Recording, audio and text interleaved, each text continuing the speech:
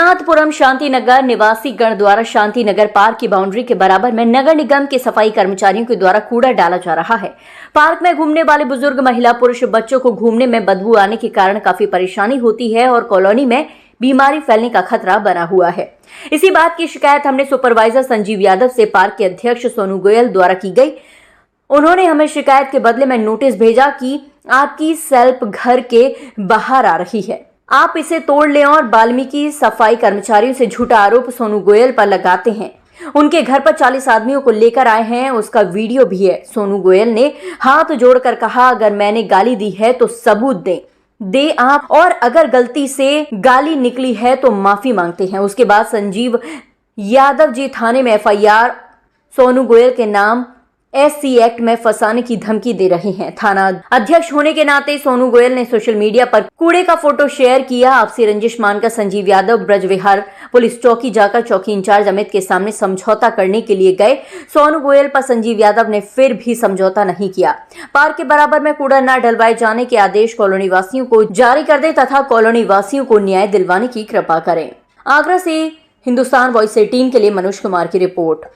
Park में जो घूमने आते हैं बुजुर्ग, बच्चे, बूढ़े, तो पार्क की बाउंड्री वॉल के पास कूड़ा घर बना दिया गया है, जो कि बहुत ही निंदनीय है।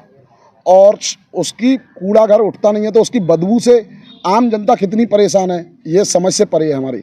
हमने एक सोशल मीडिया फेसबुक के थ्रू हमने वो वायरल किया था, तो उसके एवज में मुझे कानूनी नोटिस देकर नगर निगम के अधिकारी सुपरवाइजर संजीव यादव जी ने ये कहा कि आपकी स्लिप बाहर निकली हुई है घर की, ये आप 24 घंटे में तोड़ लें, नहीं तो अन्यथा JCB से तोड़ दी जाएगी। उसके बाद हमने उनसे ये कहा कि पूरे कमला नगर या पूरे आगरा में केवल सोनू गोयल को नोटिस दिया आपने, आपको सुभाष नगर का जाम नहीं दिखता है, आपको रमन वाटिका के आगे जो कूड़ा घर बना हुआ है वो नहीं दिखता है, केवल सोनू गोयल का घर के आगे स्लिप बनी हुई है वो दिख रही है। आपके नाली साफ करते हो आप मेरे सामने ही नाली देख लो क्या गंदगी हो रही है। तो नहीं, क्योंकि वीडियो आपने शेयर किया है इसलिए आपकी स्लिप टूटेगी। पूरे उसमें केवल आपको दिया गया, बाकायदा मुझ पर सबूत है, रिकॉर्डिंग है, कैमरे में रिकॉर्डिंग है। दूसरे दिन उसके बाद मैंने शाम को उन्हें कॉल किया, मैं सर आप मेरी कोई पर्सनल लड़ाई नहीं है, आप मेरे घर सुबह चाय पीने आइए।